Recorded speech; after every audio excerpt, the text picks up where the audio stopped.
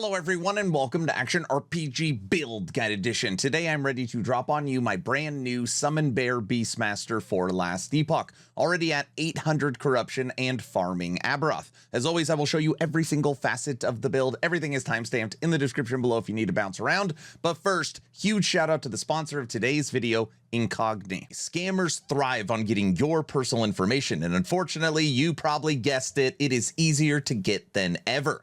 Data brokers are companies that gather personal information about people and sell it for profit. They usually scan the web for details like names, addresses, social media profiles, even court records and social security numbers to build detailed profiles on individuals. These profiles, with thousands of others, then sold to companies, used for advertising, and of course ends up in the hands of scammers and fraudsters. Now, what Acolyte does and why this is so important is it reaches out to those data brokers on your behalf. It requests that they remove your personal data and handles any of their objections, and the whole process is automated, which means you don't have to do crap. Acolyte's customer removal features lets users request removal from any data broker not yet in the automated process and other websites where Acolyte can legally compel that removal. Acolyte also keeps your data off the market by doing repeated removals and taking it down again if it ever shows up. Take your data back with Acolyte. Right now they're offering this awesome community 60% off your annual membership. Use coupon code ActionRPG or click the link in the description again.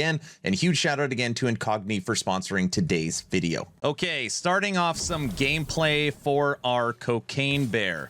Now what you are looking at is 800 corruption, which is actually a lot higher than I thought this build was gonna go. And my gear is still nowhere near perfect, which means this is likely a 1000 corruption build. The skills we are using are Fury Leap, Warcry, Frenzy Totem, Summon Bear, and Swipe. And as you can see, even at 800 corruption, the clear speed for a single companion minion is pretty good. I mean, it's not up there with, like, you know, some of the top tier builds, but being relatively tanky and being able to put out over 2 million damage at the training dummy, it's pretty good. Now what we're gonna do is we're gonna show off some gameplay. Then I will show you a clip of me beating Aberroth from the subathon live stream. Right now the bear is at a point where you can farm Aberroth. Show you an exiled mage at 800 corruption.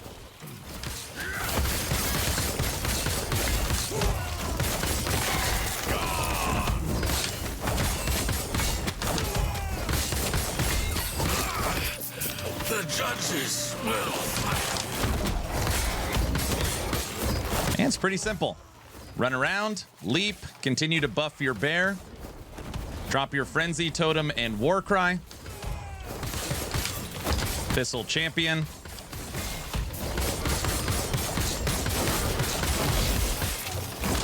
That is a ferocious bear.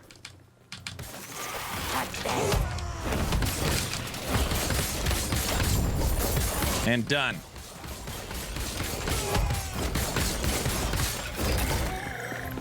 Very strong.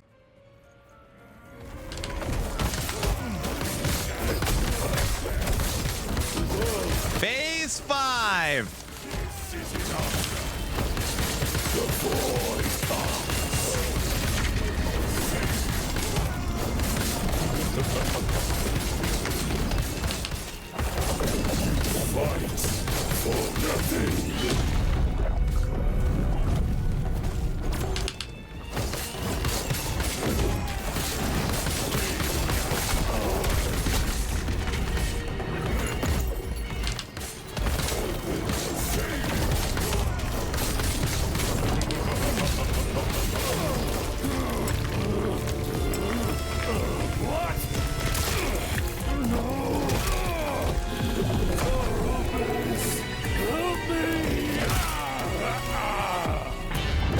So now let's break down the skills for our Cocaine Bear, and I'll try and point you in the right direction on what nodes you want to take first. Starting with, of course, our main damage dealer, our only damage dealer, and that is Summon Bear.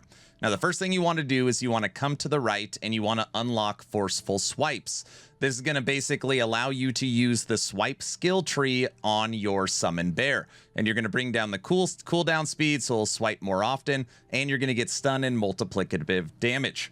You are then going to come to the left here and boost your multiplicative damage and your bleed chance. You're going to come up here and get more multiplicative damage per how many stacks of bleed.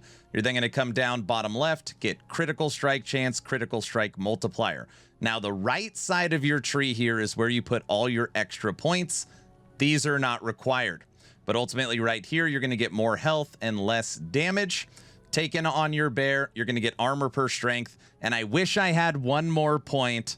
The magic number is 27. We're at 26. But you would want endless rampage. It just makes it where your bear is faster and can't be stunned. Moving over to swipe, the damage dealer that your bear is going to use. And basically what you want to do is come left and get all the multiplicative damage. So this is 25%, 30%, kill threshold, and 60%. But this 60% only applies to slowed targets. And I'll show you how to make enemies slowed. You're then going to come down here, boost your attack speed, and lastly, come down here and make sure this node makes it, you only need 1 point where you don't have to worry about mana. Now, if you're having mana problems early in the build, you could take this tree earlier, and that just 1 point takes care of all your mana and gives you a little extra bleed stacks so that your bear can get the multiplicative damage here. Moving over to Warcry. First thing you want to do is come down and unlock everything for Berserker. And Berserker is awesome because it works on your raptor and your bear. So when people see me attacking, they're always like, are you doing the damage or is your bear doing the damage? You are literally attacking with swipe for one purpose, and that is to maintain 15 stacks of Berserker because your bear is going to use that for itself. You're then going to come top left, give it a small, less cooldown, and you want to pull enemies in instead of knock them out. This is good for clear speed.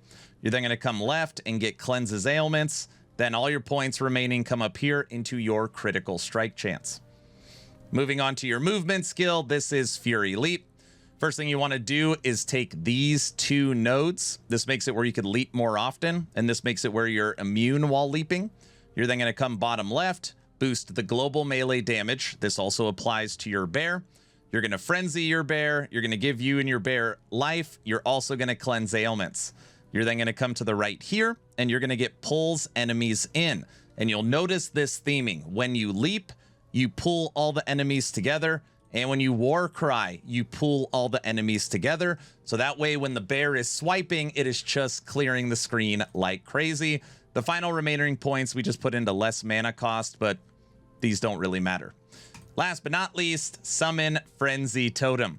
First thing you want to do here is come up and to the right and get a boost to your physical damage for your bear and make it where Frenzy Totem refreshes the bear's ability so that you could use it over and over again. You're then going to come to the left and you're actually going to turn this from a Frenzy Totem into a Sloth Totem.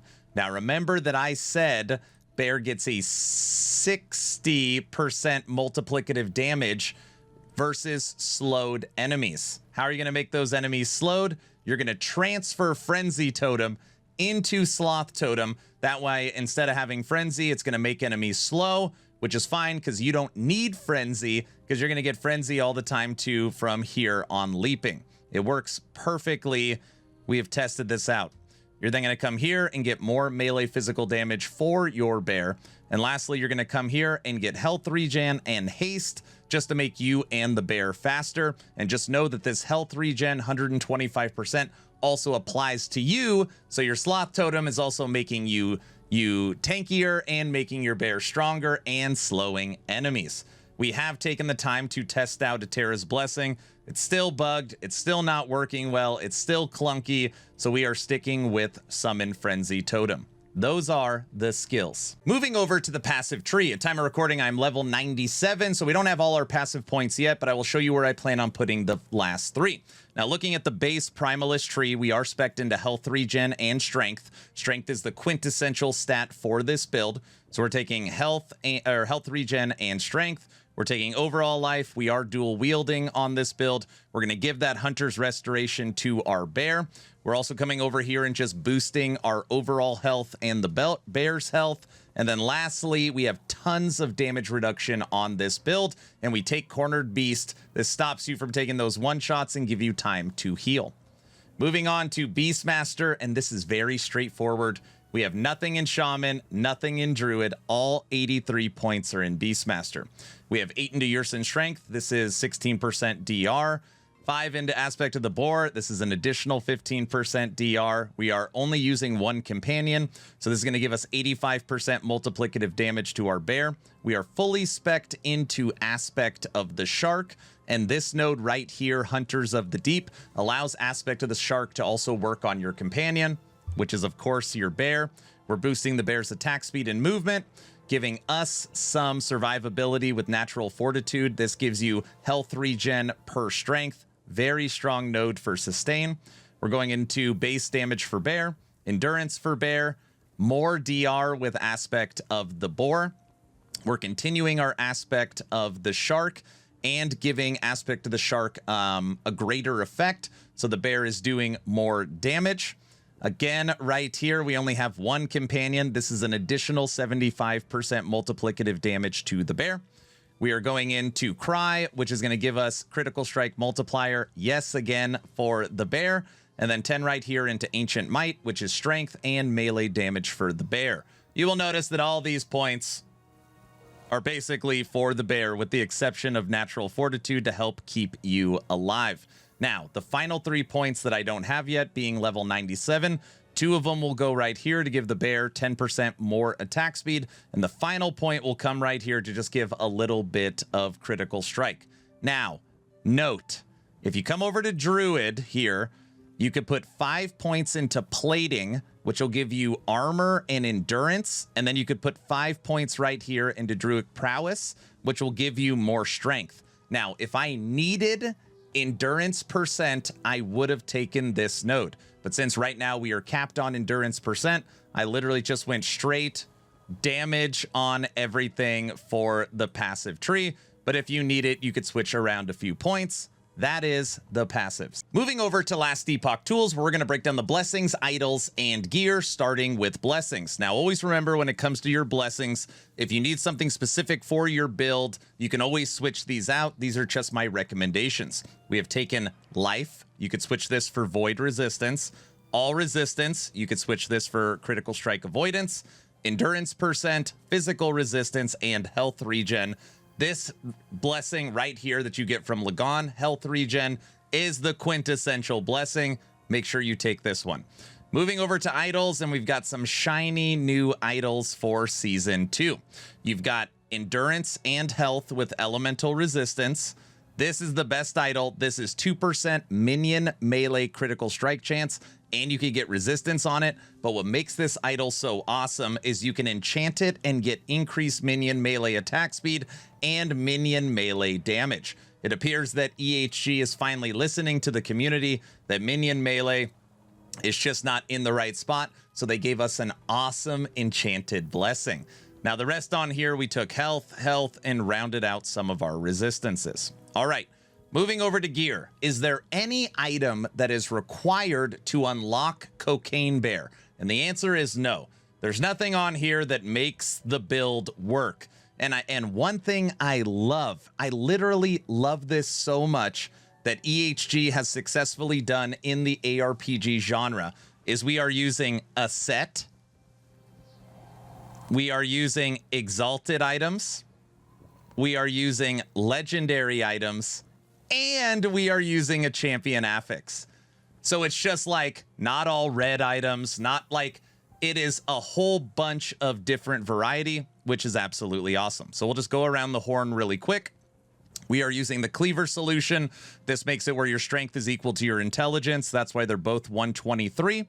And we are pairing this with Vessel of Strife, which is going to give us about 2,800 to 3,000 ward. We are using the Pale Ox chest. We're using this for damage reduction. We are using Phantom Grip. This is going to give you levels to your minion, but more importantly, minion critical strike chance. We are using the Tooth Sword in our offhand. This gives us base damage, movement skill, and level to our bear. We're using the new Inheritance of the Erased, and this is going to give 200% stats on the item to your bear. So we took minion damage, critical strike multiplier, and health.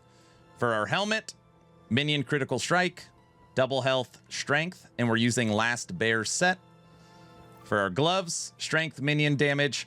You want to get T7. We were lucky enough to get this in game.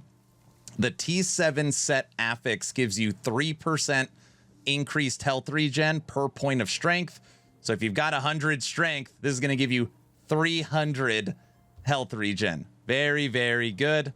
Boots, health, and reduced bonus damage taken from critical strikes. This is taking care of that. And our belt. That is the gear. Last but not least, let's talk about leveling. Now, this isn't a leveling guide. We have that on actionrpg.com, but I'm going to give you some recommendations to get you going. Now, one of the first skills you get as a Primalist is Summon Wolf. And we do use Summon Wolf as our leveling. What you could do is you can come over to the left first and you can get extra wolves, or you can come over to the right and make it where you could summon wolves up to your companion limit. Summon Wolves is a great skill to use when you pair it with your second skill, Swipe. Now, the reason why you want to use Swipe with your Summon Wolves is because of this node right here, Wild Calling. When you attack with Swipe and hit at least one enemy, you have a chance to call forth a Spirit Wolf. And this actually scales with minion damage. So what you're going to be doing is you're going to take Wolf first and build up a Wolf pack, and then you'll be hitting enemies with Swipe, which in turn is going to make Spirit Wolves, and it's going to literally kill everything on the screen. And what you can do is for your third skill, take Warcry, then come down here, get Berserker, and get attack speed so that you're attacking quicker with Swipe, more attacks, more Spirit Wolves, and everything dies quicker. Now, quick note, Fury Leap you don't want to spec into early, but what you do want to do is take Fury Leap and put it on your skill bar down here as an unspec'd movement skill. So you have your wolves, you have your swipe, you have your Warcry, and then you're jumping all over the map because it's early game, so you still get a movement skill. You will fly through the campaign. All right, everybody, that's the build guide. What do you think of my new Summon Bear Beastmaster? Is there anything I missed? Is there anything I can do to take this to the next level? Let me know your thoughts in the comment section below. Please like, share, and subscribe. Of course, only if you think I've earned it. If I haven't earned it, I'm going to work harder for you. I cannot say thank you enough for the overwhelming support over this launch weekend. It has been absolutely crazy. I keep having to take like a double take at the numbers. Subathon is live. We're still close to 70 hours on the clock after 4 days of constant streaming. So make sure you come by Aaron Action RPG on Twitch. I'm done. Hopefully you were entertained or at least learned something. Aaron, out.